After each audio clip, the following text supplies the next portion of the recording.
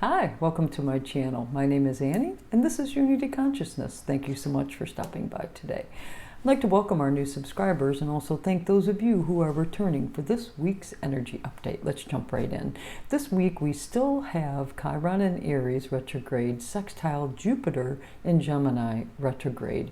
That energy is so helpful when it comes to expanding our consciousness and bringing our thought processes around the themes of Chiron and Aries wounding, which would be the substantiation of why you exist, just having to feel the need to do that, not being seen, not being heard. Well, tomorrow, which is Monday, the sun in Scorpio is going to quincunx both of those energies. So the sun is going to quincunx Jupiter, sun is going to quincunx Chiron, and both of those energies are sextiling each other, creating a yod formation, asking us to introduce the understanding of the depths of our being, truths, profound truths, and any secrets that we may uncover, things that are transforming in a way, because that's the sun in Scorpio. Creating energy where the elements they're not the same, but we're having to pivot and massage so that we can greater understand something. Now, later in the day, we have Venus is going to move into the sign of Capricorn.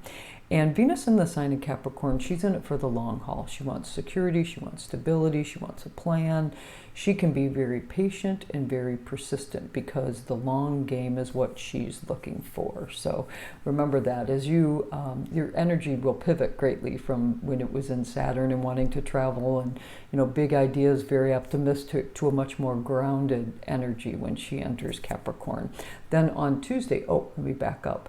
Happy Veterans Day and in the US, and Happy Remembrance Day in Canada on Monday. Now, on Tuesday, which is the 12th, we have Mercury, which is firmly in shadow in the sign of Sagittarius, is going to square Saturn, which is standing still in the sky because Saturn's going to go direct on Friday, making Saturn's energy one of the most profound this week.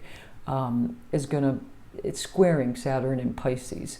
And this is creating a pause for internal focus. And because Mercury is going to make this square to Saturn in Pisces 2 more times. This time Mercury's in shadow. The very next time, which I believe is on the 6th-ish of December, Mercury will be retrograde, Saturn will be direct, and then the third and final square of these 2 planets will be on the 26th of December, where both are going forward. We'll have a better idea of the energy that we want to work with at that time.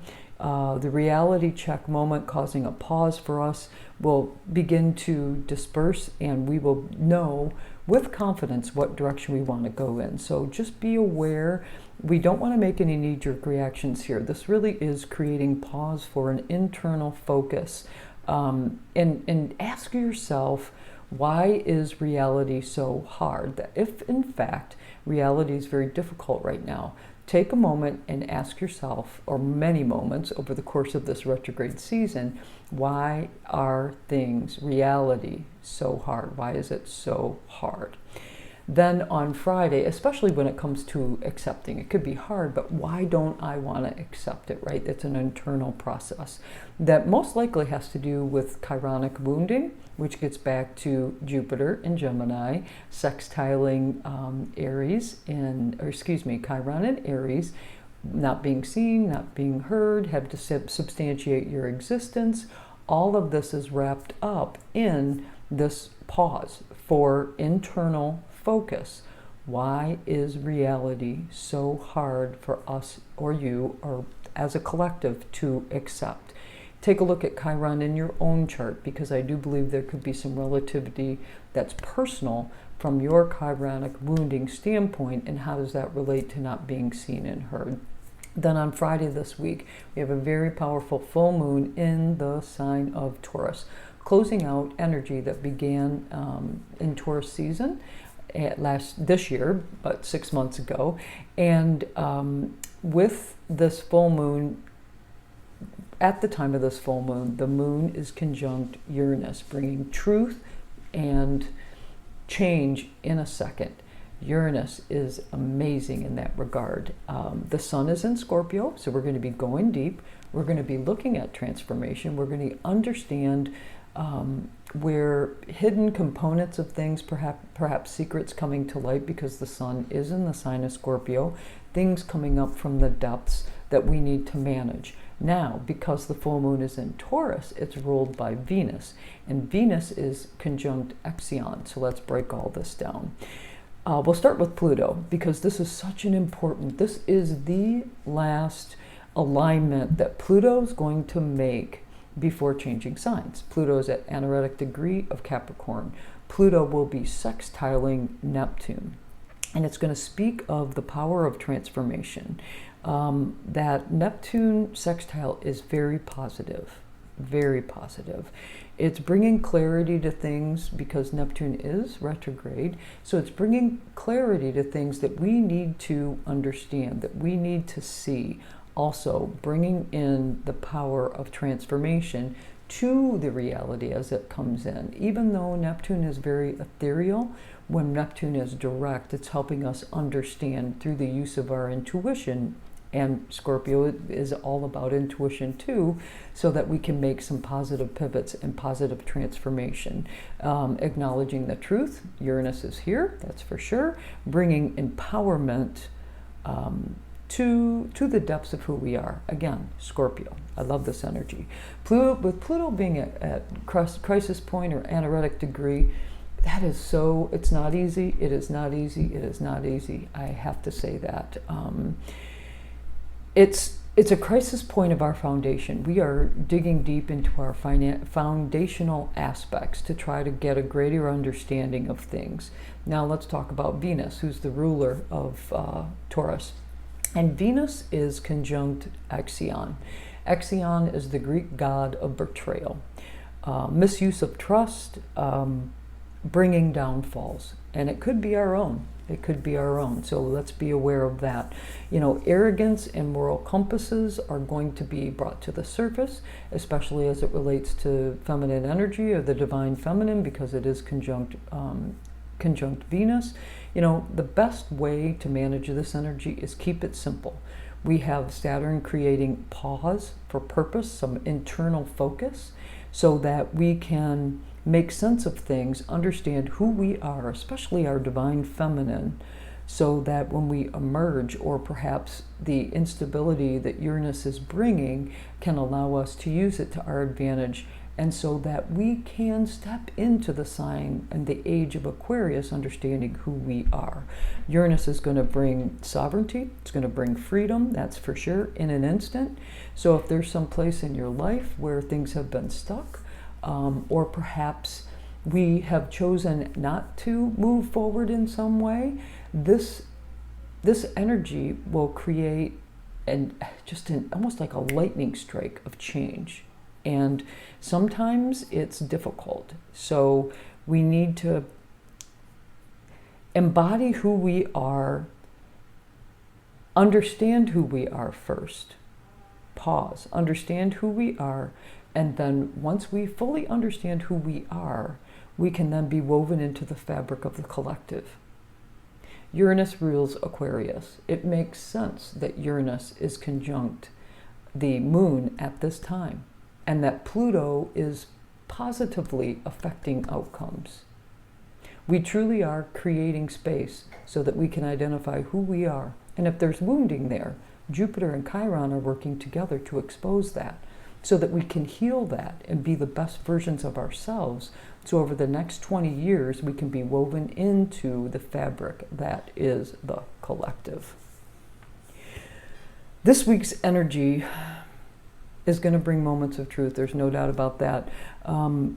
Making you look at stability and the price of compassion. Financial stability versus compassion. What do you have to give up from a financial perspective to really embody compassion for the greater good of all? Saturn wants us to pause and go within. It's going to square Mercury, so our thought processes, especially in the sign of Sagittarius, can be optimistic, but yet understanding. We can pivot where necessary. We can adopt new beliefs and understandings. We can also go within and review why it's so hard, if in fact it is. Why is it so hard to adapt to the reality of the situation right now? What wounding has gotten us here? What wounding is holding us back from understanding the complexities of compassion and what we're willing to give up in order to be compassionate for the greater good of all, and then be woven into the collective. Start with small groups. I have a very masterful friend who had some challenging aspects in the past few days. She decided to create a small group of folks who would be coming to her home and enjoying a sound bath for the purpose of healing, but more so that grassroots sit together, commune, perhaps heal, but understand on a grassroots level. Once that occurs, then you can kind of move to an outside, a larger group. That's all about Aquarius. But again, it starts with understanding who we are as an individual first. I decided to use the Animal Spirit deck today. Kim Crayons, and the card that jumped out was the Camel. Let's see what the book has to say. Resourceful, independent, know one's self. The camel can handle absolutely anything, as it carries a wealth of nourishment within. The wondrous creature is self-reliant and handles challenge with ease. Even in the face of excess heat, which would be judgment or anger, the camel searches inside for the cool elixir of water to calm the situation. The camel represents the ultimate form of bringing opposites into balance, which would be fire and water, and being responsible for one's own reactions. The camel is a wonderful traveler and is especially fond of trips to faraway lands. Well, I love that card. Well, thank you so much for joining me today. If you like this video, please do click the like button. If you know someone that can be helped by this video, please do co-create with me and share it with them. If you want to know when videos are being dropped, please click the subscribe button. If you have any comments or suggestions, please post them in the comments section below. I hope you have a fabulous full moon of letting things go that no longer serve you, creating moments of introspection so that we can understand who we are, our wounding, adapt theories, philosophies, and understandings to help our wounding so that we understand ourselves, and then we can offer that to the collective. Have a fabulous week. Namaste.